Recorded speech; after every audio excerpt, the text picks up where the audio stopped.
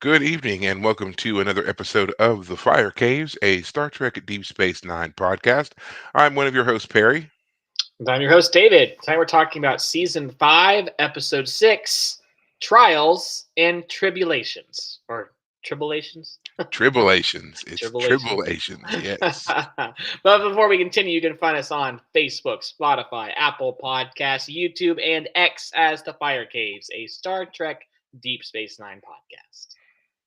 That is correct. And as I say every single week, you should find us and follow us because we are great. We are awesome. We are a good time. And I think that you will really enjoy us if you do. Once you get used to us anyway. I know we can be a little unusual sometimes, but other than that, we're pretty awesome people, I would say.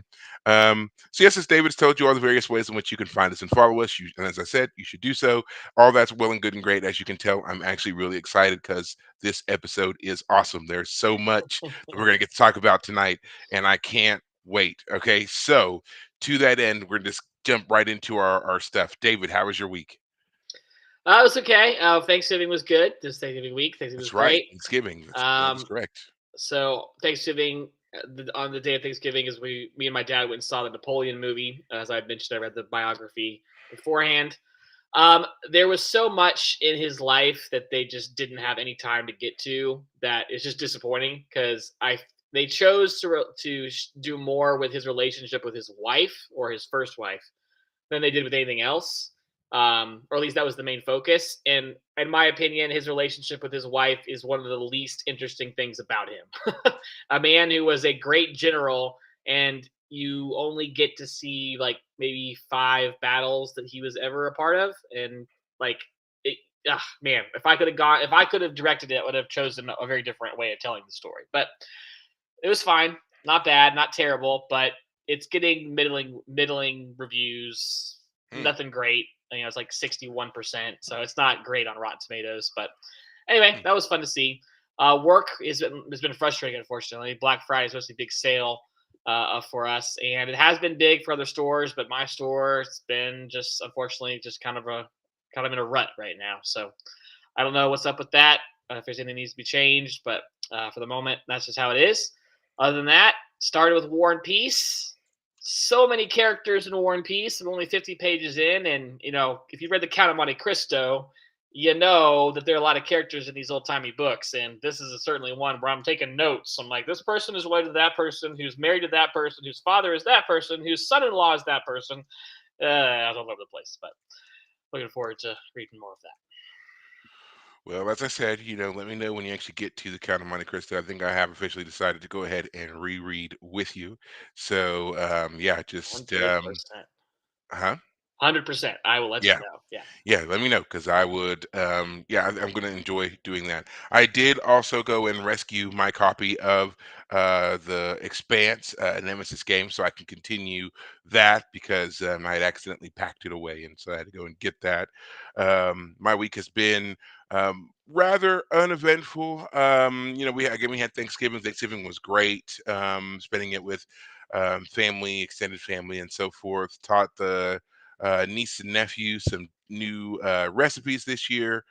Trying to get that kind of culinary experience out there for them.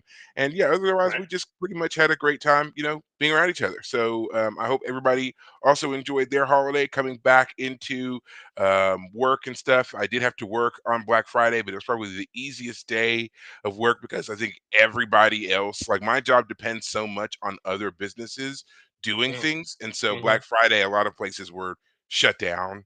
And Right. so just there was very little for me to do. So I was like, hey, today's a free money day. I get to just Right. sit here and, twiddle my thumbs basically.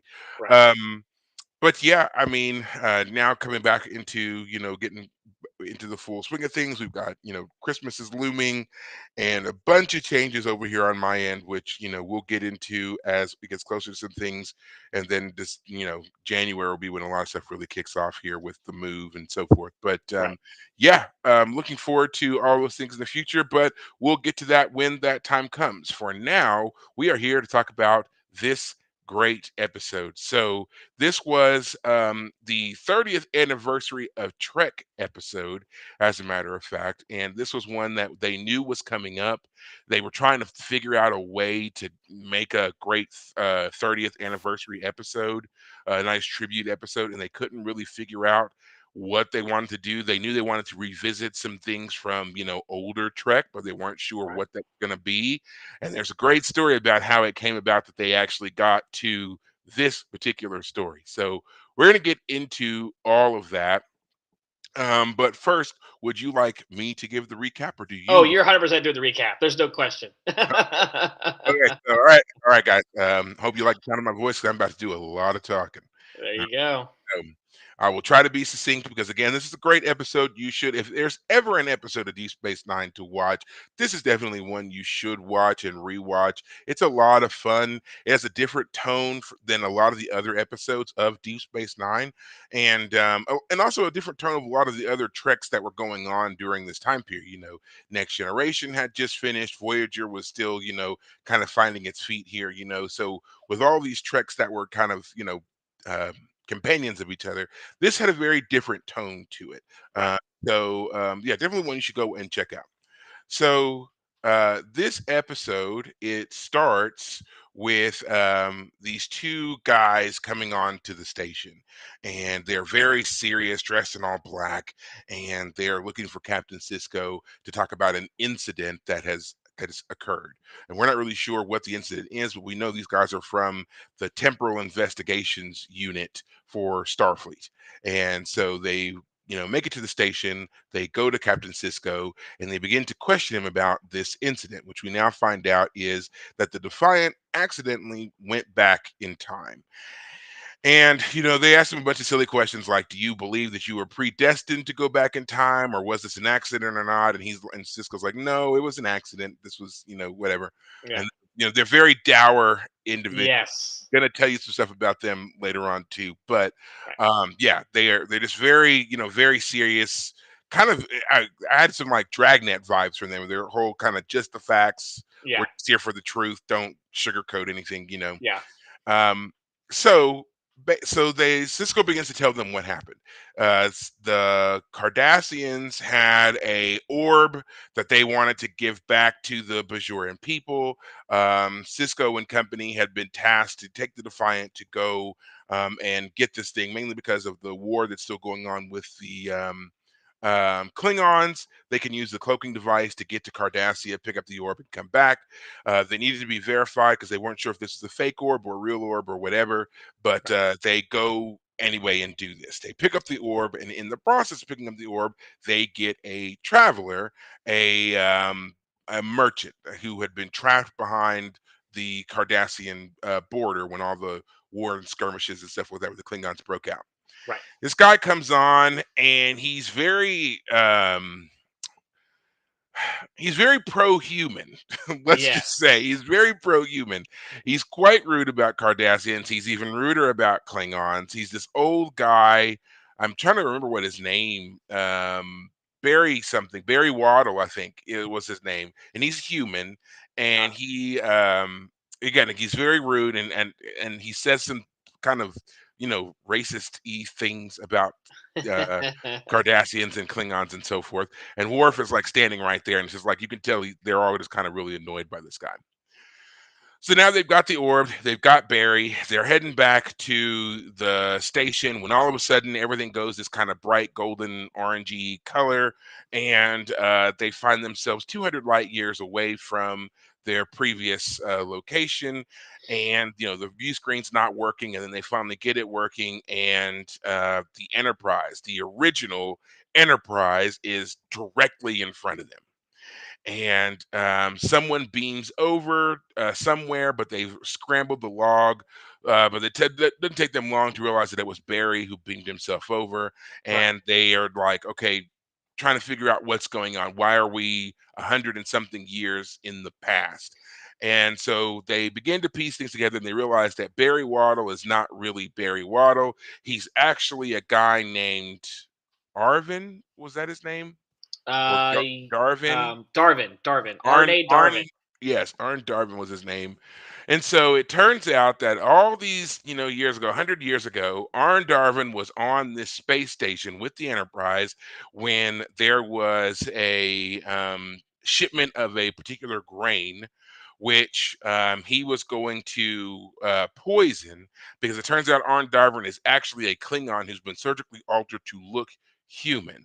And so his whole thing was to poison this grain to make relations with the Klingons and the Federation really kind of tick off and start a war then. But James Kirk, in command of the Enterprise then, with the help of Spock and company, and these little cute little furry critters that we later learned are tribbles, exposed Darwin and basically send him into exile. Worf lays out his whole history of how he basically just kind of falls into ill repute with the Klingons because his mission failed.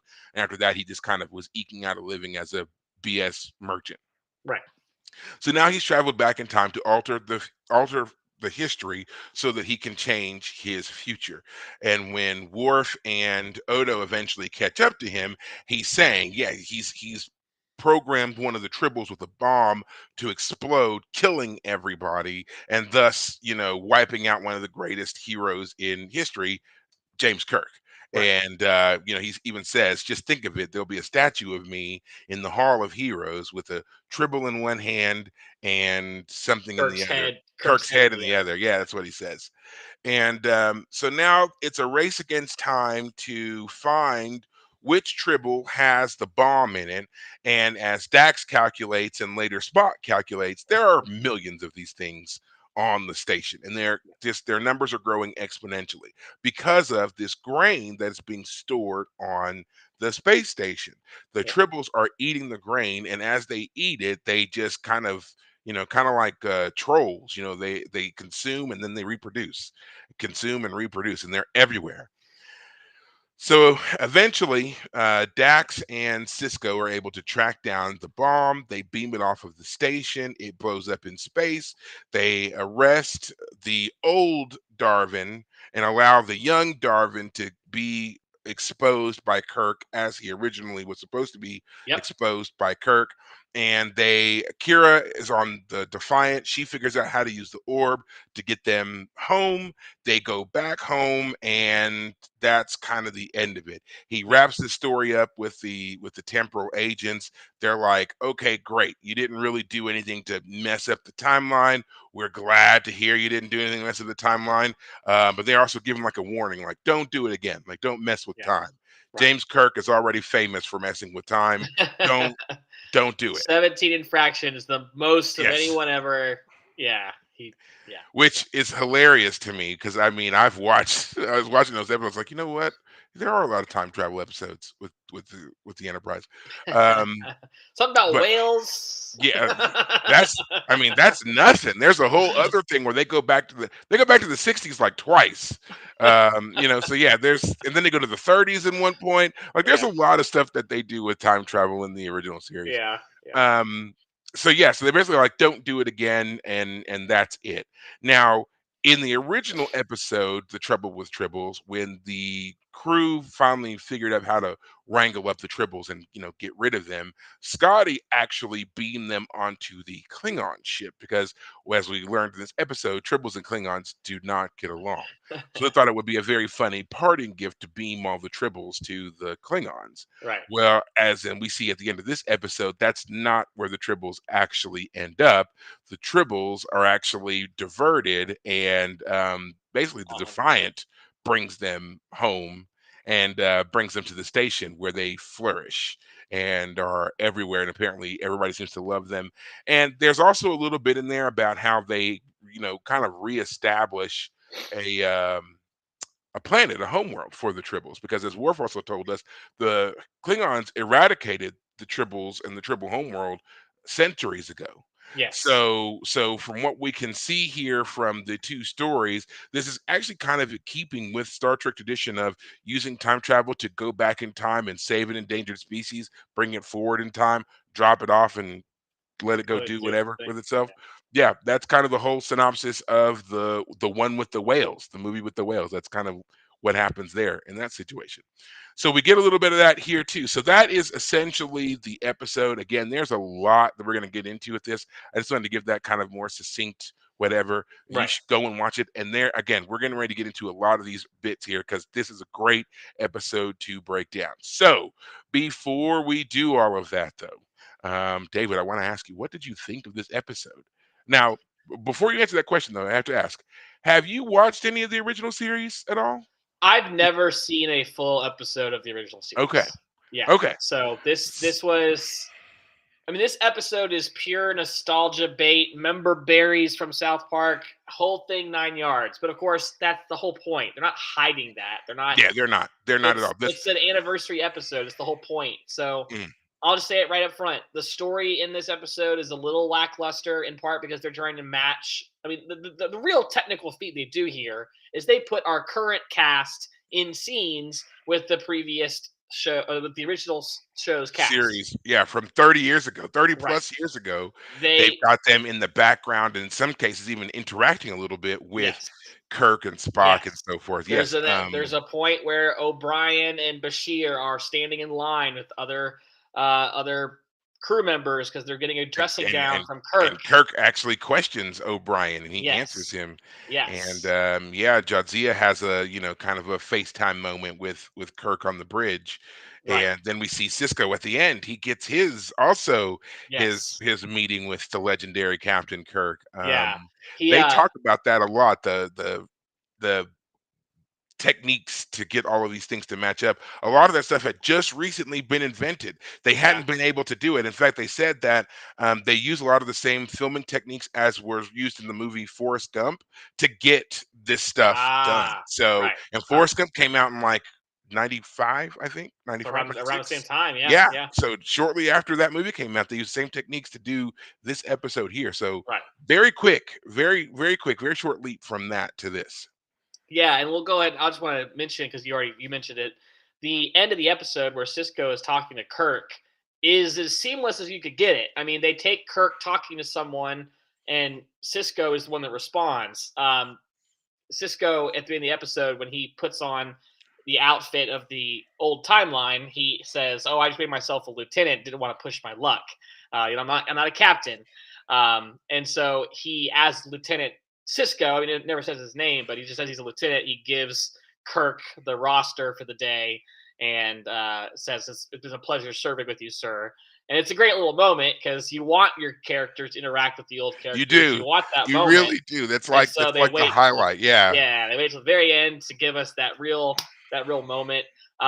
Earlier in the episode, when Dax had seen Kirk and Spock, she comments about how piercing his eyes are, and Cisco thinks she's talking about Kirk, but no, she's talking about Spock. They both, as you said, they give the same number, 1,776,000 something something something. Yeah. Uh, tribbles based on this time frame. So it's a fun moment. You know, they're both the science officers to their own captains. So in that moment, that's actually what they're actually showing us is that Dax and Cisco and Spock and Kirk and uh, The way that they're the counterparts of each other. right. It's great. So I will But tell you, as any diehard fan will tell you, yes, that is what we want. We would love for the older crews to be able to interact with the newer crews. We know yes, that it's not possible because of, time and money and all of those things. It's going to make those exceedingly difficult. Death, unfortunately, was going to be a part of it, but it is something that we always want. We would love to see these characters interact, and that is one thing about long running franchise like this, which is there's very few of them, but long running franchises that can do that, they just are amazing. Like the only one I can think of that does it continuously and does it well would be Doctor Who. They're mm, constantly bringing back together doctors and having them right. interact with He's each a other and time stuff, lord. and Yep. it's great. It's great every time they do it. It doesn't diminish the individual doctors. It's a lot of fun, Right. and it's just like that's the one thing that Star Trek has never really done a lot of is having these crossovers Mm. with crews.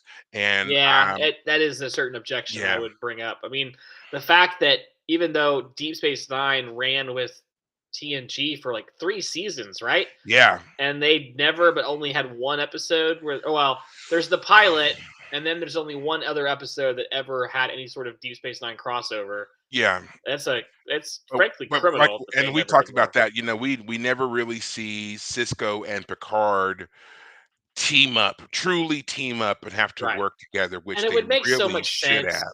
They Yeah. they occupy two different spaces. They're not two opposing captains on two opposing ships. He's a cap or Cisco's a captain on a base, a star base. So he can be the guy coordinating ships. Oh, but the Enterprise is the only ship, like they always are, in range of this planet. I need you to go do the thing. Yeah. It could have worked.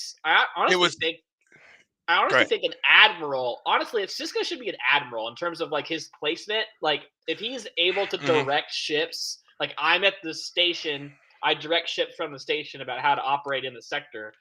But whatever, fine. So Um, there are some, I will tell you, because there are some things that are coming up. Well, no spoilers, but there are some times where when things happen, you do find yourself wondering, where's the Enterprise? Because they occupy the same space time. They're not.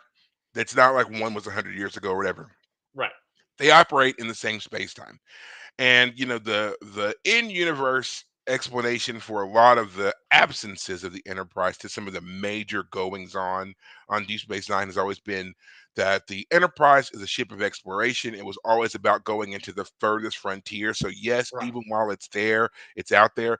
It's often so far removed right, that by the time they could be anywhere to make any difference, the thing would be over. right. Yeah, Um, exactly. That's how I would see it. However, yeah, Yeah. however, again, there are some things that are getting ready to happen that are major events, and it's just like, Yeah. that ship should have been recalled for sure. Yeah. Should have been Well, recalled for sure. You meant So, it's interesting you mentioned that though, because in this episode, when they find out that it's the Enterprise that they see on the view screen when they go back in time, they ask which one is it, and he says it's the first one, and they're like, "Oh man!" yeah, But they he was like, say he said, they're he's a which one? which There's been Enterprise, five, and and then the the guy other said guy says actually six. six. So this is in the middle of that, like I guess the next movie. What is it? First Yeah, Contact that first uh, contact. which Yes, is the one where they reintroduce the new the Enterprise and new the Enterprise. so Yes. that makes sense that they're in the middle of building, and Hmm. again, you have to remind me when it's time to watch the next movie. So, It's um, coming. We're getting closer. We are getting yeah, closer. perfect. Um, and yes, when he says, no, it was the first one, the original Enterprise, and they were just like, oh, his his ship. Yeah, The thing about it is like, Kirk is one of those characters who, when you hear about him from the perspective of other people like these guys and Cisco and Picard and Janeway and so forth, he does have such a legendary status, and he gets, he's been called a cowboy in space and all this other kind of stuff. But when you go and you actually like watch the stuff, he's very smooth, he's very calm.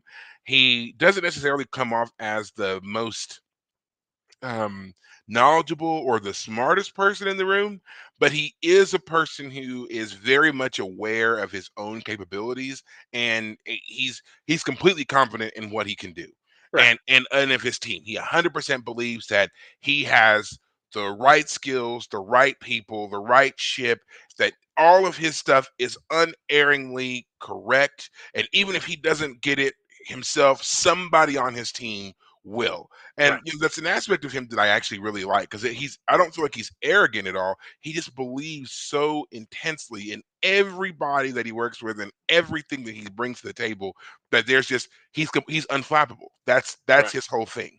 right, So, some people like to say, "Oh no, he's such a cat. He's such a, this." It's like, no, he's very secure in his position as captain. He right, doesn't worry about anything. right. So, and I think that's kind of what we see a little bit in this episode too. Is like, I mean, we don't get to see him a whole lot, but like every time that you do see him, he's just kind of like swaggering through the hallways and stuff. And Yeah, Spock is right here. yeah. It's like this man, he's walking like he is in his prime. This is his Oh, element, man. he He's chews eating it scenery up. like Yes. so The hard. man Yeah, is eating it up. He is just yeah. That classic one-liner at the end of the episode where it's Kirk and all the tribbles are falling on him. I says, "I want you to do two things. One, I forget what he says, and two, close that door." yes. so like so cheesy, so campy, so just 60s, 70s humor. I mean, again, by trying to make our Deep Space Nine cast and story fit with the old episode, it has to sacrifice some things to make that happen. But because it Hmm. does, it gives us a lot more fun, extra, unique things that we wouldn't get otherwise.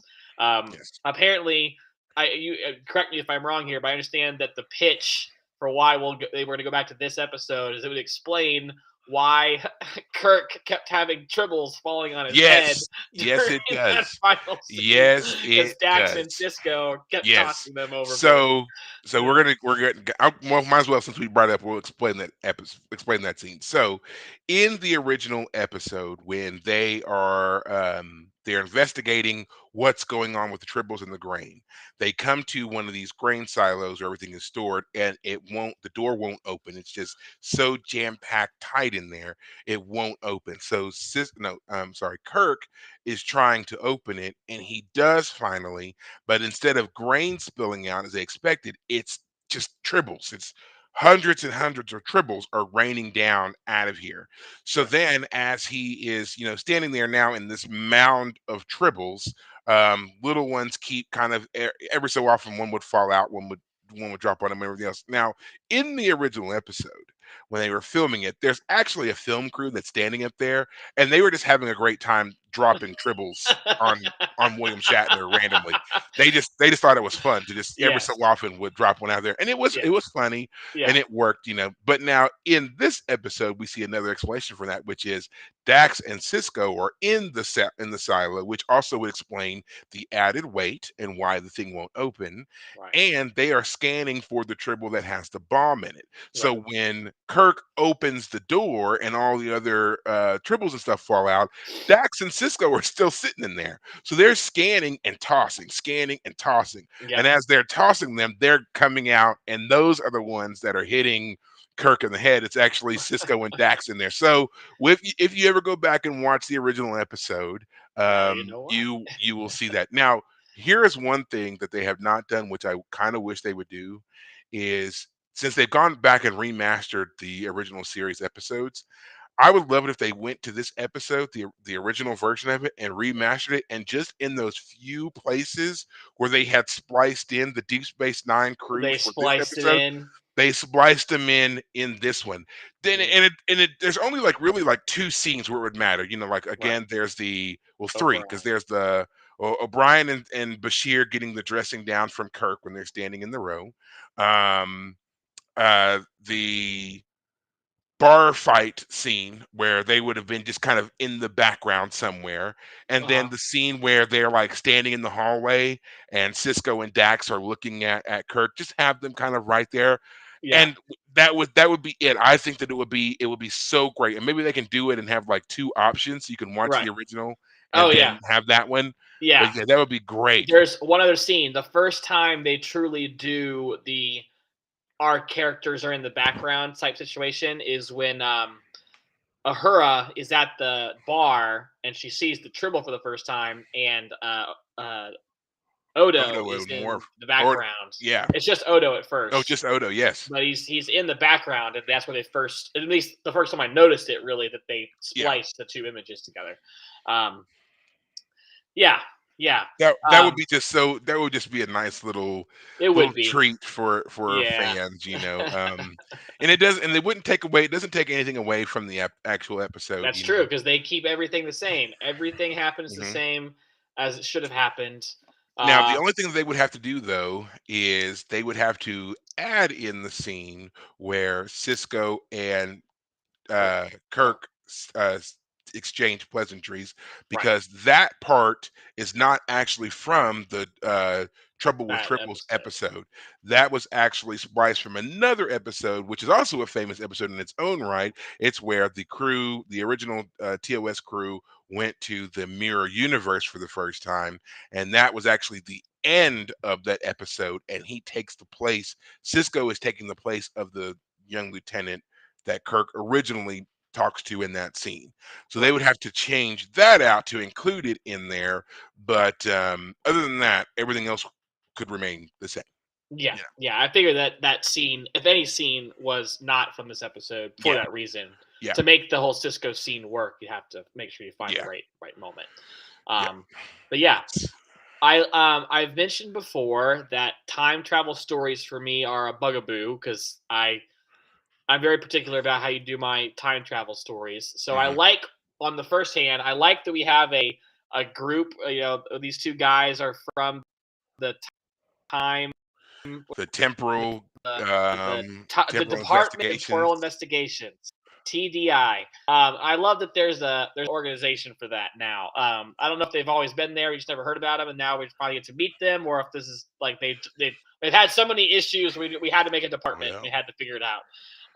But it's a great addition because it's well, depending hilarious. on how Like, you look at it as a temporal agent, depending on how you look at it as a temporal agency, they've always existed. yeah, exactly. Yeah, exactly.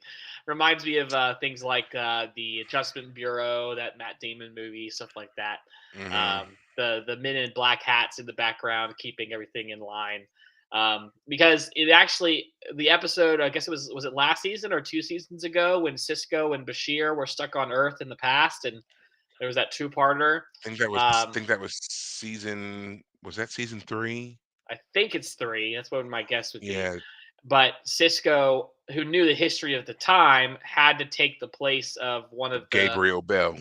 yeah, one of the guys who like is his death, or his participation in the early part is what supposedly caused the riots to happen. So when that guy dies, then Cisco takes his place, and so his Mhm. name is there.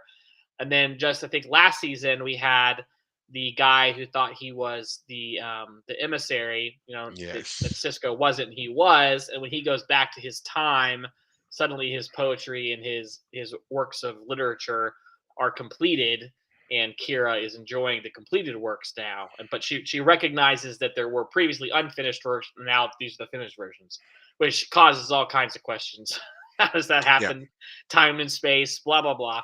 But I like that this one pulls off the, we went back in time, and we had to fix things. We didn't change anything. It wasn't about saving JFK from assassination type storyline. It Right. It was, was we're preserving it. yeah, We already know this is what happens. We're gonna just make sure that this is what happens. right, So exactly, exactly. so now That's talking that's great. about since we're gonna talk about how this happened, I would go ahead and tell the backstory of how this episode actually happened. Great, yeah. So as I said early on, this they knew that the 30th anniversary of Star Trek was coming up, and they wanted to figure out a way to honor that history. And so they were looking for something that they could do that would kind of allow them to, do this. And so they were looking at old episodes. They were trying to figure out where they could go with some things. And, they had talked about doing something with like the city on the edge of forever, which, is another classic TOS episode. But that one has a very, it's kind of a dark, somber tone to it. And that's not really where they wanted to go when Mm, talking about a celebration. right. So, while they were arguing and debating on what they were going to do and where they were going to do all this stuff and everything, the writing team and some of the other producers went to a pizza parlor and were discussing ideas and who should happen to be in the pizza parlor, but the actor who played Arn Darvin all the way back in the 60s. So now they're talking about which actors they could bring back and kind of being like, who's still alive and we Right. can do things with. And here's this guy sitting here with his wife eating pizza. And so they just like, they're talking about Star Trek. He hears Star Trek. They all, kind of they do the introductions. They know who he is. They're talking about it. And before long, they've got this idea to bring his character back and to do Right. this story. And Yes. it's interesting because like what are the odds? They Yeah. had just happened to walk into the one pizza parlor where this guy Oh, happens to be yeah. with his wife, and they're having their own lunch. And even the guy who plays Arn Darvin, he says when he tells the story, he ends it with his nice little joking line of, "I'm glad that we chose to have pizza instead of Chinese that day." So it's a nice little tribute here to the original and being able to rework with this guy again and bring this character back and give him a different kind of ending for sure. And it's such a great story for them to do. And then they faithfully recreated these old sets. There's a lot of Yeah. discussion about how they you know went back and watched a lot of the old episodes to get the look and the feel just right, and because a Uh-huh. lot of things were lost to time. I mean, again, Yeah. the original series ended 30 years ago, and those That's a long sets had time. long since been yeah, those sets have long since been cannibalized and repurposed and everything else. The model that we see for the Enterprise when it first comes on the scene is actually the original Enterprise model, Nice. they which Wow. at the time was hanging in the Smithsonian. So they had to go to the Smithsonian to Say, get hey. it and bring it back. How Right. big is it? How big is that thing? It's actually a pretty substantial model. Now, the Enterprise D, the original model of the Enterprise D, is huge, but this one, I there's a picture of Michael Okuda, John Westmore, and I forget who the other guy is. And they're these three guys that are standing there, and lengthwise, the original Enterprise spans all three of them. So it's a pretty substantial model. Now they Right. did say they had to do a lot of touch-ups on it because paint and stuff like that had faded over time, and there are different things that have been done to it over the years for lighting and everything else. So they had to like go back and do all that and touch it back up and fix some things on it to Right. use for the shooting, and then again it went back to the Smithsonian where I believe it still is. Right. So, and I think it's the only Star Trek ship in the Smithsonian. They didn't do any of the other ones, which say what you want, whatever. But I do know that when they did Star Trek: The Experience in Las Vegas, the original model for the Enterprise D was hanging up there for a long time, and it was this massive model which dominated the ceiling Mm. up there. And then I believe they also had Voyager at one point was up there, but I don't know if that was the original model of Voyager or just another one they created. But I do know that the original Enterprise D was there for a while. So they get a lot of life out of these models, and they create so many of them so they can do different things with them. Battle damage, blowing them up, whatever. But yeah, Right. what we're seeing here in this one is the original model Enterprise. So be happy. Also, want to say that scene where when Cisco and Dax first appear and they go through the doors and they're in the hallway of the Enterprise and they look around in wonderment and whatever else, that was all legitimate. They had been intentionally kept from the set so that they would not be spoiled to it or anything like that. So when they filmed that reaction of them, Oh, that really? was yeah, that First was take. their yes, Nice. Nice. legitimate reactions. Wow. So and they talk about how cool that is and Yeah. how they were like they really wanted to capture the element of, oh, it's so cool we're on the Enterprise, and that's legitimately what they got. They were just all kind of geeking out on how great everything looked and how Right. they had really painstakingly Yeah, recreated there's the the one sets and scene stuff. where it pulls back from like elevator level 5 or something. I don't know, but like the panel with the lettering is what I'm getting at, and it looks classic. Like Mhm. you've seen it in your school. Like it's old school. It doesn't look like it's unique to Star Trek in any way, but of course it's unique to the time. It's Yeah. special to the time, special to the show at the time. So yeah, I imagine that's exactly how they felt. Like, yeah, this is like we're here. Now now since you've never watched the original series, not all the way anyway, as you said, not a complete episode, how did you adjust to the look of that versus what you've seen in Next Generation, and then of course what we're seeing now in Deep Space Nine? How did you like kind of this blast from the past and the uniforms, the hairstyles, Yeah. the lighting? Yeah. What was that for you? Well, I mean, certainly seen clips of the old show, so it's not like I haven't seen anything before. But yeah, it's just fun. I mean, I guess the best way to explain it as like mentioning like pulling back and you see the old font and it's like a font that you've seen at a building you've walked in a million times in your life, but that was the time.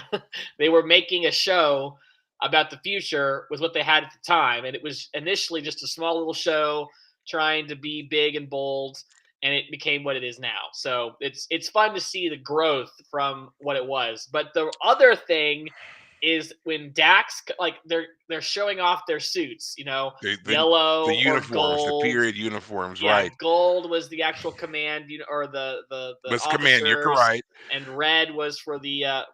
Engineers and enlisted Exactly. men and so And forth. Bashir is the dumb one who's like, I don't know history. So he's our audience stand-in for the moment. Oh, why do you guys dress differently? And then Dax says off screen, and women wore nothing. And you turn around, and there she is. Her hair's all dolled up. She's got a short little skirt on, and she looks fantastic. But it's a different era, man. It was one of those, like, Yes, it that's the biggest is. blast from the past. Was that right there? Yes, it is. Yes, Dax looks fantastic in the old school uniform, Yes. complete with the leggings and the boots and so forth.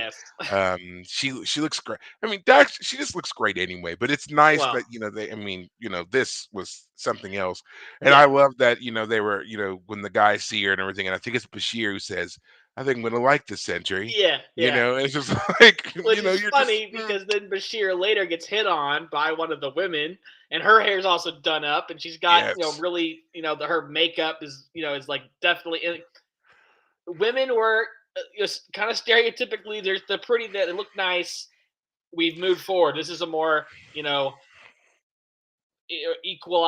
What's the word I'm looking for? The women are not sexualized now anymore. I mean, To a I'm degree. Not not as not too much, much not as as it yeah. openly. Yeah. Uh, I We mean, don't do certainly, they've got the makeup caked on, and then we also do the soft feather writing around their faces and stuff. We don't yes, really do yes, all those things anymore, right, with women, right. so but yeah, I mean, their I hair guess is perfectly styled and Ambassador yeah. Troy's first outfit on TNG definitely was a callback initially, and Yeah. they toned it down over time, but yeah, yeah, it was just, that was the funniest thing, was like, yeah, during that time when people were kind of prudish, they actually were doing more to make the female Oh, yeah. characters very feminine and very stand. they Stand out. Yeah. woo. And Kirk was a man. He was every episode. I'm sure he had some new alien lady that he was making his moves with. That was So kind of yes. Now it wasn't every single week, but there were a lot. yeah, Kirk definitely had his way with like, which is why he often gets this, Lothario label attached right, to him.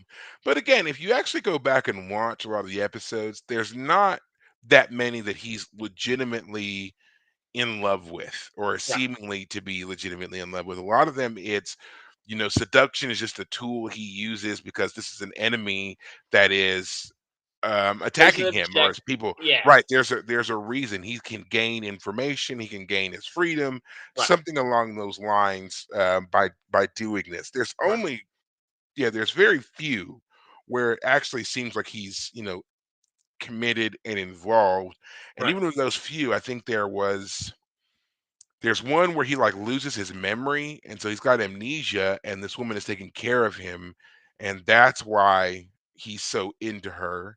And then there's another where it's like despite his best efforts to not fall for her, he does right, anyway. right, So again, there's not enough. There's not right. enough there to I feel like to really label him that way. I feel like Riker would get that label more Oh yeah, than Kirk ever Riker would. leaned into it. He wasn't the captain. He could be the first officer and just Yeah. get away with everything because.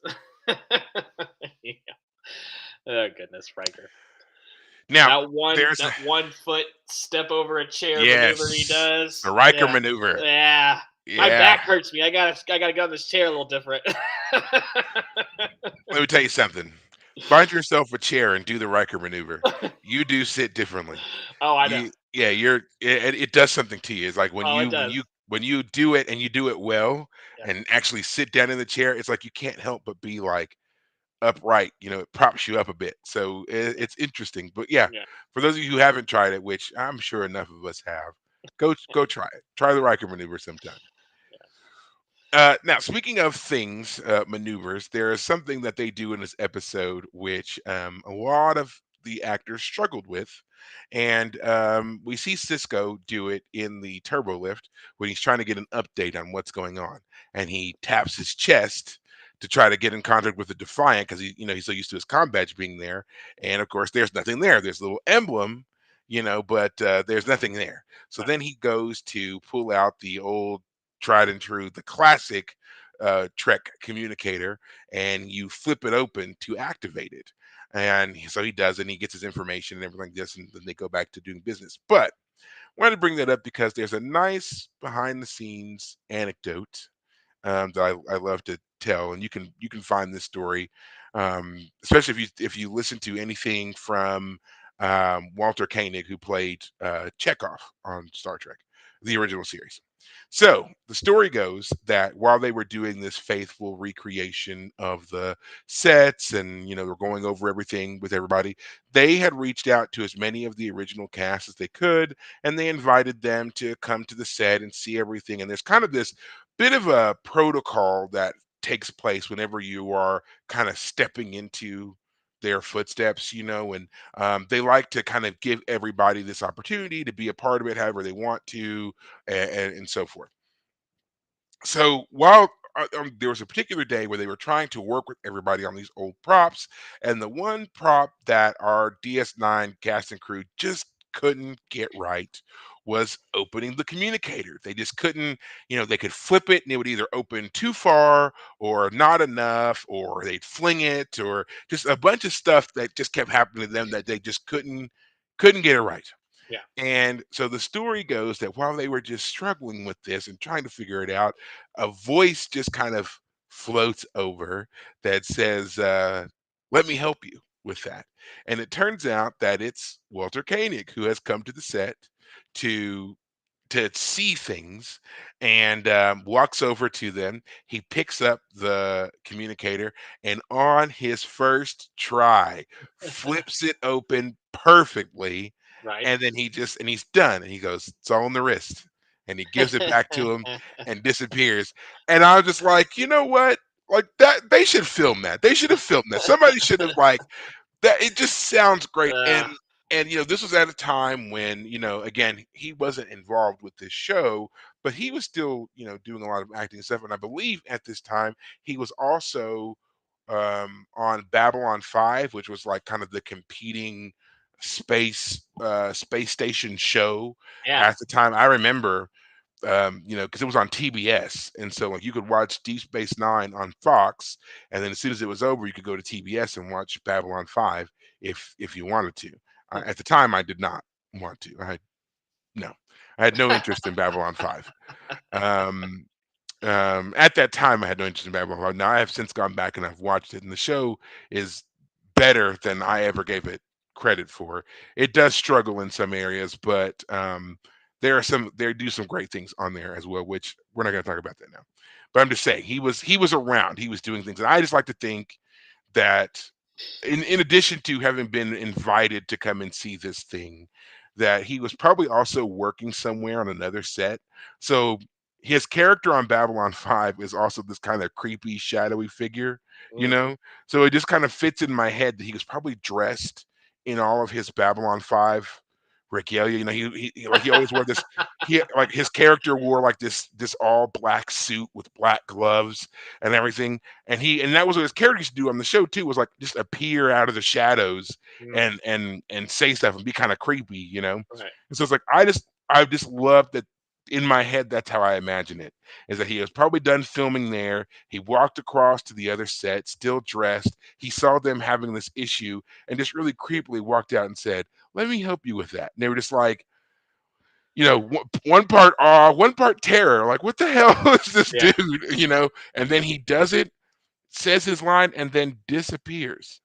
And it's just like, was that real? Did that really just happen? Like, that's how I imagine that in my head when they Right. when they've told that story Right. a few times. So, but I do love the fact that he did come back and was there to kind of give his blessing for Mhm. them to do this. Right. Now, tribbles.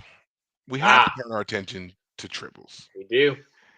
These little furry creatures that basically are born pregnant and have mouths and consume everything, seem mostly harmless, and I guess are the Star Trek equivalent of what, cats? I guess. Yeah, that seems to be quite. It seems to be right in terms of softness and size, but they make those little cooing noises that sound Yeah, an awful lot. What is that sound that they sound like? They sound it's like a like a weird radar. trilling. Yeah, it's like a weird kind of cooing, Do trilling sound it that they sounds make. like there's some sort of movie or show where they have a radar.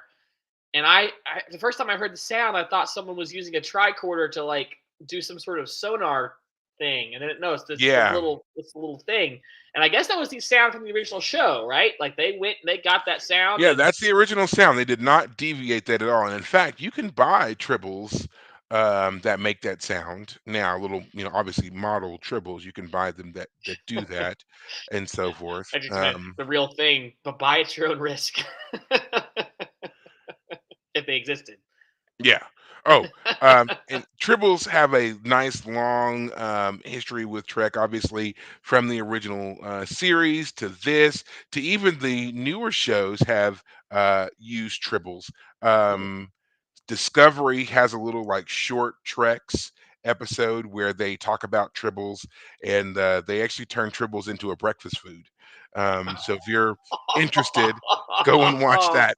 There's a planet that has a yeah. There's a planet that has a food shortage, and so tribbles are the solution because they breed so quickly. Tribbles are the solution. Oh my Um, goodness, that's hilarious. and then even in Picard, there is a genetically modified tribble that is being contained in this um, lab, warehouse, whatever. But it's like hyper aggressive.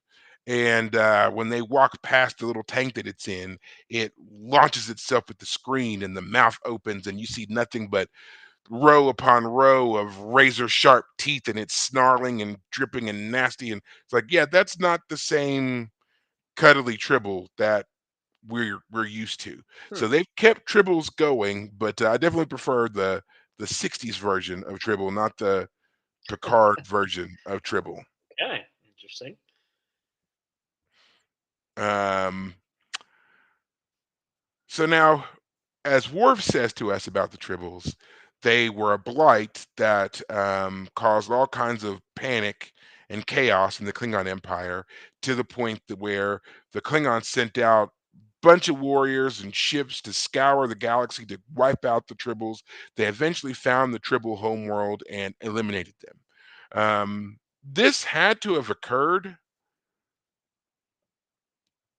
I guess, right around the time of Kirk and Spock and all of them, and maybe a little bit before, because also in the show Enterprise, which takes place about 100 years before Kirk and Spock in the original series, we know that tribbles exist there, and the Doctor says that the tribbles they have an exponential population. They're mostly harmless.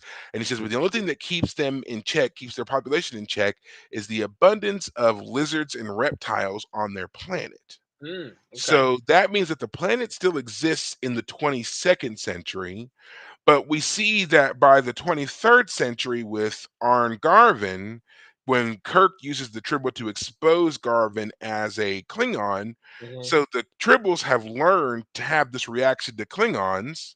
So that means that it had to have occurred within that 100-year time span, that this would have become a genetic memory for Tribbles to Uh, hate Klingons. Maybe. I guess the way I thought of it was that in the 100 years since the original series episode that we're going back to in our episode is when it happened. I don't know if that makes sense, No, but so I think that I don't think I'm explaining the timeline to you well, no, well. no, no. I just let me say what I'm thinking. If you tell me I'm wrong, I the way I see it is that the Klingons were at the peak of their hatred, and they were like shortly after this episode in the past, the original series episode. That is shortly thereafter is when they do it. When Okay. Sisk, when Worf tells the story, he was telling it as in like we're right around the corner from the great Tribble Well, genocide. because yeah, because Worf is telling the story, but from his frame of reference, he's still thinking about himself being from the 24th century, and Yes. he says a long time ago we Right. wiped them out. So now I'm taking that. So we're going a long time ago. So now we know that for at least for this episode, we've jumped back 100 years. Right. So now at this point, we see the Tribbles reacting with young Arn Garvin the same Right. way they do Worf, Right. which says that at some point before that, the Yeah. Tribbles would have had to have been devastated by Klingons and to Oh, have this memory that's a of hate. reasonable explanation Yeah. for when it would happen. So Yeah. then that means that sometime before the original Garvin and all them had it. So and then that leads us to Enterprise, which takes place 100 years before Kirk and them. So that means Right. that yeah, there's that there's probably a 50 to 75 year span where Right. that's all that the Klingons did was go around killing Except tribbles. they basically turn into giant, rat exterminators Yeah. for a couple decades or something. Actually, quickly on that point, so they say that Kirk's Enterprise is the first Enterprise, but the show Enterprise, how does that fit into the whole? So so the way that that works out, because you're absolutely correct. Um, it's been basically that Kirk's Enterprise is the first named Enterprise in Starfleet. Right, Whereas the show Enterprise, is Starfleet before doesn't Star Trek. technically exist the way that we think of it. Is at that point when when the show Enterprise is launched, there Right, is no United Federation of Planets. There is no, and they named coalition or Kirk's whatever. ship Enterprise in honor of that Right. original ship. Got it. Okay, Right. that's what I And now thought. we have That's what I now we thought the have explanation was, but I just wanted to yeah. be sure. Yeah, Yeah, because by the time Kirk and them come around, the United Federation of Planets has been around for 150 years or whatever it is. It's a strong coalition, and this is an honorific title being passed down to this first of its class Constitution ship. The mhm, Constitution class was a brand new class of vessel that had right, been launched, and what better name for this brand new class of vessel than the Enterprise? It already has this right. historic legacy on Earth as it is. So are all of them Constitution class, or do they get updated class names every generation So of ships? so each one is a different class and it's based Right, upon design or whatever it is. Like that makes Kirk's sense. Yeah, is the Constitution class, which there are a couple of Constitution classes that they use. Then the Enterprises, let's see. The first Enterprise and the Enterprise A are both Constitution classes. The Enterprise B is Excelsior class. The Enterprise C is Ambassador class. The Enterprise D is Galaxy class. which is The TNG, yes, which the is TNG show. TNG. Yep. And then when the new one comes out, that one will be Sovereign class. Gotcha. And then the original NX-01 one doesn't have a class. It's just NX Right, class. It's right. It basically it. was that. Yeah, that ship. Now you will That's see that's, that's NX. fun. I just want to say it's a fun history to explore. This Yeah. fictional history of this and that, those and Yes. these. That's Yeah. there's a I reason love. people love lore Yes, it from really their is. favorite show. Yeah, our favorite book series. Yeah. Anyway, sorry, I And then interrupted no, you. it's fine. But each of those classes also has like those designations mean certain things. Like there's a reason for 'em. Like the Galaxy class, for example, was designed to be a long term, long range vessel. Once launched, it was, the ideal for it was once launched, it would not have to stop and resupply or do anything for upwards of 50 years. Like that ship would just go Right, and just again, because it was all about exploration and also colonization. So if you get far enough out and you need to put down, roots or whatever, this ship can do it. It can also function as a kind of a command carrier if that need ever arose. right. The Sovereign class kind of takes that and then just, moves more into the militaristic vein. So Mm, it's a very powerful, very fast ship, which you'll see when we get there, but it's designed to be a fighter. It's designed to really be able to hold its own both with offense and defense. right, The ambassador class was more about like escort missions, diplomatic missions, things of that nature, some right. scientific missions, and so forth. Um, what else? The Constitution class was again that kind of exploratory class, but it did have some military leanings as well. It's supposed to be very powerful Right. as well. So then the Excelsior class was the science class. That one is the more geared towards your long-term exploration, but also sciences and research and so forth. So I think that Right. covers all of them: Right. Constitution, Excelsior, Ambassador, Galaxy, Summer. Yes, that's all. Gotcha. And then, you have other classes of ships like Voyager is an Intrepid class ship, which again was designed primarily for science, but it's also considered a short range vehicle, which really sucks when you consider that it was then thrown into the Delta Quadrant. So yeah, Mm. not short range at all, but yeah, Hmm. definitely not equipped to be out very far for very long. But of course, they make do. And then we Yeah. see other classes of ships that come through, Olympic and so forth. But yeah, those are the main ones. Right. So Okay. until we get to the Enterprise J, which I believe is Universe class, if I'm remembering correctly, and it's huge. Oh, It's I can imagine. huge. If I Yeah. remember the dimensions correctly, the saucer section alone is supposed to be something like 10 miles wide. So, Miles. yeah, Woo-hoo. 10 Go miles. for a jog. You can go run a Right. marathon on that one, just running back and forth. I mean, you need to have a car just to get to the Yeah. bridge. Yeah. Turbo lifts are quite valued on No, this yeah, ship. you get in a turbo lift, you're in there for a couple of hours to get to where you Yeah. need to be, depending on where you're going. Yeah. So no, I wouldn't. Yeah, no, I couldn't imagine serving on a ship that's 10 miles across. But it's supposed. Yeah. It's again, it's the largest one when it gets made, and then there's other classes like the Enterprise EF is Odyssey class. And that's supposed to be a pretty big one too. And that one's in Star Trek Online. So if you're ever curious, you can either go look it up or go play the game and you can get the Odyssey class ship as well. Gotcha. And then the G Enterprise is a Constitution refit, remodel, classification, something like that. That one's the one that's featured in Star Trek Picard, and it's like they kind of retconned the Constitution and upgraded the look a little bit to give us this kind of nostalgic throwback with an update in technologies. It's a kind of weird hodgepodge. I didn't really enjoy that one that much, Yeah. so Okay. whatever. Yeah. But that's it. That's the history of the Enterprises as we know it. So that's the Enterprises G, and then we have HI, and then eventually J, where we get to the Universe class. So I don't know what the H and the I are going to look like to get there to make a justification for a Universe class ship, but I'm sure somewhere someone is working on it. Right. Well, we talked about the history of the Enterprise, but there's one thing in this episode, the history of the Klingons, that gets briefly mentioned Yes, and quiet and quickly dismissed. yes. As Worf says, it is a private matter. We do not discuss it. Um, Great line. Yep, it's there. We're Now, not going to try and address it at all. oh no, I mean we can because it is actually No, addressed. I mean I meant the showrunners were saying Oh, that. They were like, "Yeah, so this is a hot potato. We're not going to even try."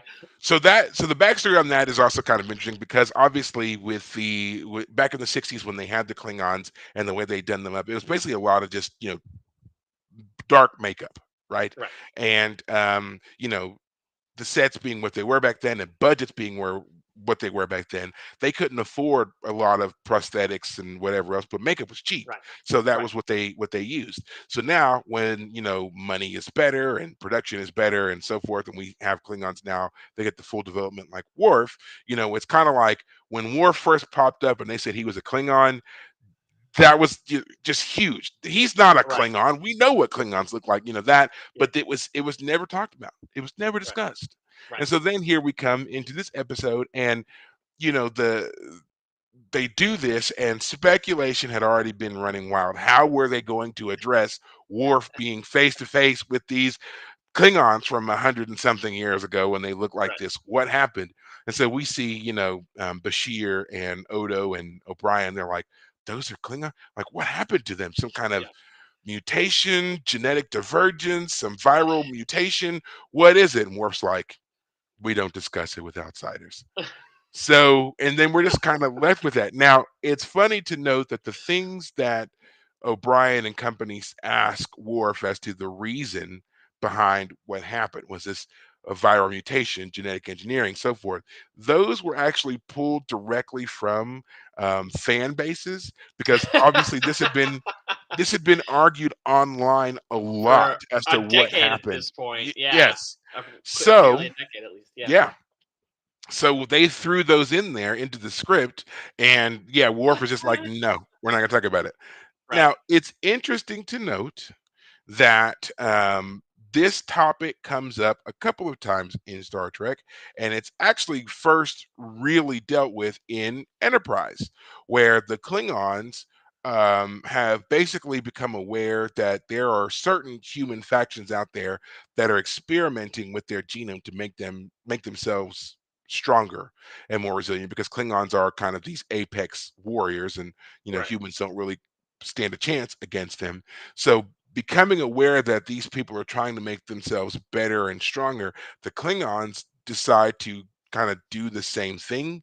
They get right, a hold of this augment genetic engineering, and they attempt to use it to make better, stronger Klingons. However, the augmented DNA that they use was based off of augmented humans. right. So when injected into Klingons, it does make some of them better, stronger, whatever, but it changes their physiology. And so they end up looking more like humans Humanoids. than That's Klingon. that is exactly how I thought it was gonna be. It was an example of, the prosthetics that we've seen many times, even of the character who's discovered to be a Klingon in this very episode, that they did some sort of genetic Hmm. experiment of some kind, and this is the group that's affected, and Yes. they're maybe some sort of outside group that Yes. our original cast interacted with, but the larger Klingon society is actually behind the scenes in these episodes that we're seeing again Yes. from the original show, and that was the explanation. So that fits Yes. with what I thought happened. That makes Hmm. sense. And so those Klingons then they kind of become outcasts within Klingon society, but Klingons ultimately value warriors over anything else. So Right, they're able to through battles and skirmishes and everything else, they are ultimately able to prove themselves and gain some notoriety, some recognition, which right, leads to them, establishing houses to themselves and getting married, having children, and passing on these genetic anomalies, which is why they propagate so quickly, but also why it eventually begins to die out die out. Yes, because yeah, the Klingon genome is also very robust. So yes, without the continued modifications and right. genetic engineering, the strain of altered Klingon would Would eventually die out, be and lost. Yeah. that's what happens, and that's what we end up. That's why I they like that kind of explanation. revert back. It's Yeah, a perfect sci-fi explanation. Yeah, we yeah. had a genetic experiment and blah blah It went blah, horribly and awry. yeah, We recognized our mistake. We promise we'll never do it again. yeah, But it's interesting to note because, like, it has a lingering impact on Klingons, and it's used again in Discovery because the Klingons that we see in Discovery are pre-genetic modification, and those Klingons look severe. They look, I mean, they're very different. They're very very kind of, well, alien and, right. very animalistic. And a lot of people don't like the Klingons on Discovery. Discovery for this reason. They they just look they just look bizarre. And it's explained that these Klingons, again, they're pre-genetic modification. So then as that genetically modified DNA eventually gets out and gets intermixed into the greater gene pool, you will see the Klingons overall change. And so they will eventually get to the point where they look more in line with Worf, Yes, and that's it. Now, right. this has been used as a way to explain why Worf's look. Basically, they do a lot of this explanations to protect Worf because Worf is kind of not kind of, but he is our central Klingon figure, Yeah, and yeah, it's like we can't have his look change. right. People would murder us if we did a movie with Michael Dorn and he looked like one of these old throwback Oh, yeah, Klingons or whatever. We yeah, we can't. So we have to right. make sure that no matter what we do with Klingons, we must protect Worf at all costs. That's kinda how it's come down, and Right. so it's interesting the way that that character has really made them, like, stretch themselves on fixing this lore and stuff and Yeah. giving us those explanations because they're absolutely right. If Yeah. you ruin Worf, like, we're coming for you. Like, I will personally come I will take off work, and I will go find that writer who Are- Yeah. yes, I Yeah. will find you. I have a certain set of skills, and I will find you. So, but yes, that's basically what it was. It was Right. we must protect Worf, must protect Michael Dorn, And and I that's just what we love that got. they address it because they had to. Worf Yeah. gives the explanation. We're not going to talk about it. And as you said, they brought in the fan theories. But Yep. it's also great because when the reason that scene is funny to start off is because when Odo first goes to the bar or he gets approached by the girl to ask what he wants, he says Raktajino. And she's like, "Oh, that's the second time today." And so when they come back and Klingons have been beaming aboard the station, she's like, "I keep asking for Raktaginos. Why does it Raktajino?" They're like, "What do you mean?" They're like, "Well, all these Klingons want them." And you're like, "Klingons?" And they look around, and it Mhm. looks like just normal guys in the background. So for someone who like me who hasn't seen the original show, I was like, What?" it was, Now but I understood the history of Klingons being yeah. fixed or at least changed for TNG, and then for Worf, and therefore every other Klingon. So it So was the fun to be a part of that yeah. experience. Yeah. So the only part of it that really flies out the window, unfortunately, is Kang, Koloth, and Kor. Oh, We see oh, yes. them on Deep Space Nine, and they're full Klingon, right? However, they did appear in the original series. And Dax So wanted to they see were in Kolak in this yes, episode. and Yeah. they were not all forehead wrinkled up and so forth. Now, thankfully, again, Enterprise took care of this. Oh, Enterprise gives us an explanation for this, which is that for Klingons who basically were of a high enough rank and prestige, they could get the modifications cure. reverse. Yeah, Yeah. they could get the cure for it and Right. have their full Klingonness restored to them. And so Ah, while we don't see this, it's right. kind of alluded to the fact that this is what must have eventually happened to To them those in three. order to Yeah. yeah, because they're like they're legendary, they're famous. So at some Right. point it must have happened to them Right. and they became true Klingons again. But Wow. yes, yeah, that's that for them, but that's It only makes me if you want to go watch the look episode. up the original characters, look at the Oh original yeah, show just to see you what they look should. like. You should. I mean, they're basically. I mean, they're just. They got the caked on makeup to make their skin darker, and then they've got the mustache and all this. Right. And let me think. It was it not not Kang. No, it is Kang. He sounds. I mean, his voice is so gruff. You Yeah. know? Yeah, definitely him in his prime. I liked him a lot. Right. So, yeah. Yeah, go check him out. That, It's that, fun. It's it fun to see. reminds me because when Dax realizes that Koloth is going to be there, she wants to see him. But when she sees Doctor Bones, what is it? Dr. Leonard McCoy, Yeah, also known McCoy. as not also known as Bones. Yeah, yeah, yeah. Yeah. And she says, "I knew he was gonna be a surgeon. He had surgeon's hands." When my previous host met him at a dance competition or something. Yeah. He had the Uh, hands of a surgeon. turns out And then Dax is just as much a horn dog as anybody else. well, yeah, yeah, Dax is. Not Jadzia, but Dax Well, is. yeah. Yes. I mean, Because Dax gets around apparently. where does The Jadzia more end and Dax begin? Right. hey, that's the true blending. So and that's the other thing, the many lives of Dax and trying to figure out who it could have been. Right. If you do the breakdown of the characters that she or the names anyway that she's given, it would have had to have been Emily Dax Yes. Yes. in Yeah. order for that to work. Right. But yeah, because I think it was her second host, the second Dax host. Right. So yeah, that would have been the one that Very met. early on. Yeah, very very early. This That's not. reminds me, talking about this, I know I already mentioned that Bashir gets hit on by another woman, but Mhm. he starts thinking back, and he's like, "Wait a minute, my great grandmother was in the Federation, and we never met my great grandfather. Does that do I need to meet her at that?" She says, "I'm having a physical tomorrow morning at 1500, so I'll see you there." And he's all like, "Wait a minute, am I my own great grandfather?" And Right. he's like Is trying this to a tell is this a O'Brien to let him go predestination out. paradox? Yes. And it's so creepy. It's like, bro, shut up. Are you listening to yourself? Get back to I business. can't wait. I just can't wait to see your face when we get back to the future and you find out I was never born. Yeah. And he's just like, yeah, yes, problem solved. Yeah, Brian's like that actually would be great. Oh man. See, this is a Oh, fun episode. It's so it much really is. fun, and it Yeah, introduces it so really many is. different things. Last thing I do want to talk about because we are getting close to the end of our time here, are temporal agents. Our temporal agents who Uh, have come to investigate their names in this episode, Luxley and Domer.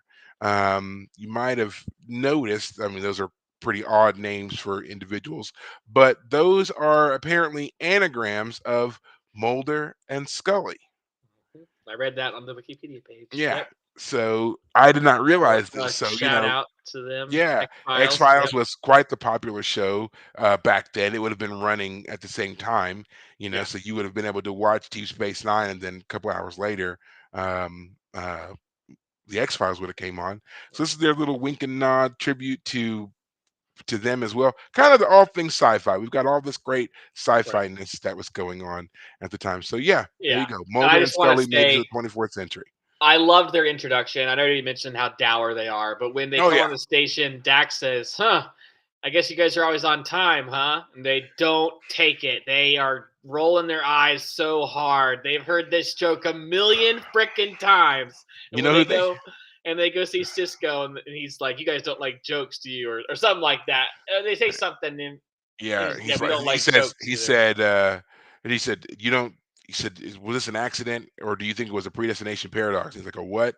That you were predestined to go back in time to do things?" Oh no, it was an accident. He's like, "Good, because we hate those." Those, And then he says something else. He's like, "Yeah, we hate those too." yeah, jokes too. Yeah, You know, yeah. you know what they reminded me of? They reminded me of me in the but in the sense of, you know how many times I'm asked how tall I am, Oh, what size I'm shoe I sure. wear, like Yeah. that deadpan delivery when people like want to, I and you're just like, yeah. it's not even And that it's Terry, tell the story you told me about the best comeback you and your friend had to "Are you guys football players?" Or oh basketball players. Was it basketball players they asked you? "Are so you guys basketball so players?" they it was no, we were actually we were football players, but the thing is, we were on our way. We were walking into a Walmart, Yeah. and at the time I was in college, and I had we had just come from a meeting and from football meeting and everything else, and I'm dressed head to toe in football gear.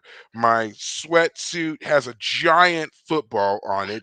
It says football across the middle. I'm wearing these track pants that have a football on the thigh, and then on the other side, it's just like it's got like the stripes and stuff. And I mean, like there was nothing about me that said any other sport other than football. And so Right. we're walking in, and this guy goes, "Do you?" He goes, "Yeah, hey, do you guys play football?"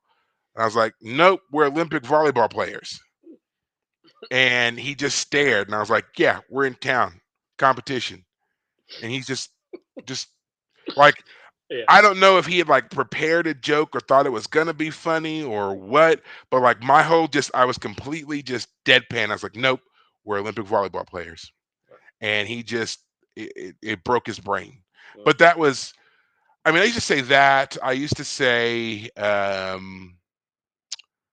underwater basket weavers was another one. Mm-hmm. Um pretty much any other sport except for football or basketball, because those were too easy, because again I'm 6'8", so it was too easy to go there. So I Right. was like, nope. And I also love to do the whole, like, when someone would ask, and especially if I was wearing something that said football on it, I would like look down at it first and be like, mm-mm, nope, just keep going. Like, just Yeah. but yeah, I get that. I get when people, I don't know if everybody thinks they're clever or that no one has said the thing before, but it's like, I Well, trust me. trust me, whatever it is you're Yes. thinking about saying to that person who Right. is super tall, super short, Yes. whatever it is, trust me, Yes. whatever it is you think you're about to say, they've heard it at least, A at bajillion least times. a dozen times, at Yeah. least. Yeah. So just Yeah. stop. Just don't. Just say hi, or better yet, There say was nothing. I learned this the hard way. It was years ago. There was a couple at church, and they both had the same last name. They got engaged, and when I first heard this, I was talking to them. They both had the same last name. So what are you guys gonna do about that? Like I don't remember what I said exactly, but their response was, I mean, like these were like nice people. Like what, like the guy was like, he was young, but like he's one of those like he's gonna be participating in church activities throughout his entire life. Anyway, but their reaction was so, we always get that. That we always get that question. It was, and I felt so embarrassed. It was one of those moments where, like, oh my gosh, I'm that guy. I just did the thing. And so, anytime I ever think of like, I'm gonna make a smart comment, I've made smart comments and I've smacked myself in the forehead afterward. But there are times now when I try to be like, I know you've probably heard this before, Oh, and then say the thing that I think I'm that one gets comes me to too. mind. Is Yeah. I'm sure you've heard this before, or I'm sure you get this a lot, or something along those lines. And it's like my Yeah. response. I always like I do try to be Right. polite, especially since Right. now I have a little one in tow, so I can't just I as much as I want to, I can't. Um, Right. but it's like I just want to say when they say that, I wanted to stop them, be like, okay, just stop right there.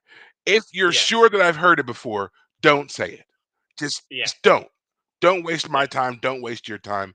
Don't say it. Let's just keep going. We'll pretend like this never happened. Yeah.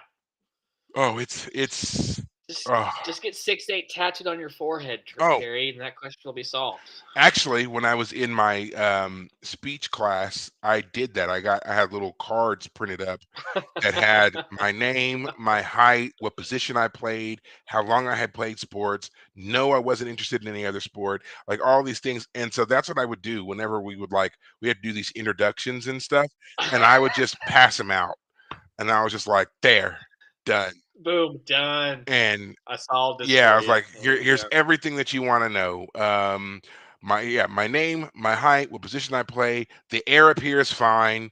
Just just stuff like that. Just because yeah, I've heard it. Yeah. I've heard it all.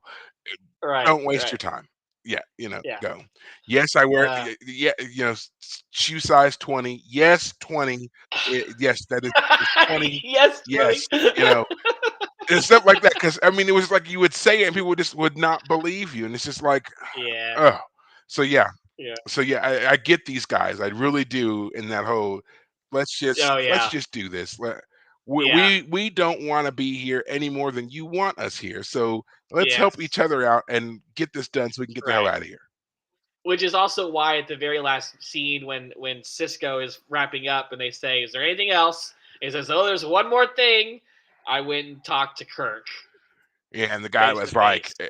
okay, well, we understand. I Yeah, would have done the same thing, which done the same thing. I think anybody would. Which which is funny when he says that because the taller guy next to him, he rolls his eyes at the other one when he says that, which I loved. It's a perfect acting moment where like only a really good actor would know to make that character have a reaction Yeah, in the background to the other character. So it yeah. was a great little moment, great little finale to the episode.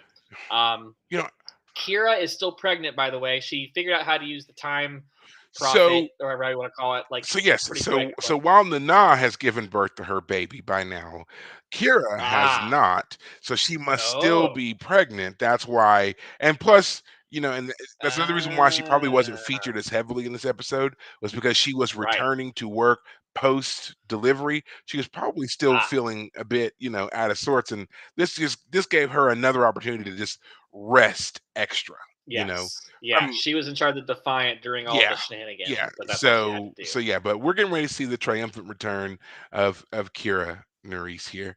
So don't worry. Very good. Now, I was reading this thing online that was basically saying that Deep Space Nine, the two main characters on the show are Cisco and Kira. And I love the breakdown that they gave, and that's something I'm going to look forward to getting into with you in our next episodes when we get back into the groove of things with Kira, because I think an argument could be made that that is correct, that Hmm. the two main characters are Kira and Cisco, I mean, if because they there's have anyone for that second place position, then yeah, yeah, it would yeah, definitely. yeah, When you consider character development, which again we'll get into soon, um, the yeah, those two are probably the top. yeah. Um, Anything else for this episode, though? No, man, we almost an hour and a half of talking, so Yeah. we got a lot. We had a lot to say this time. You know, I will say that I think that it would be interesting if they did a Star Trek show in which it was all about those temporal agents, just so that we could see them Mhm. go back and interact with different crews and stuff. And it's like, on the one hand, I'm sure that it would be expensive to kind of film that kind of intersplicing or whatever. But on the Right, other, I'm like, how much? I mean, how much more longevity could you get out of some of these characters and stuff when you get to recut certain things and right, use certain dialogue and stuff again? And it would, I think, it would be a great fan service episode too, to see like this is why certain things panned out, because unbeknownst to our main cast and crew here, this other team was working in the shadows and fixing stuff and right, whatever. I think that would be very interesting to see, but I don't think that'll ever happen.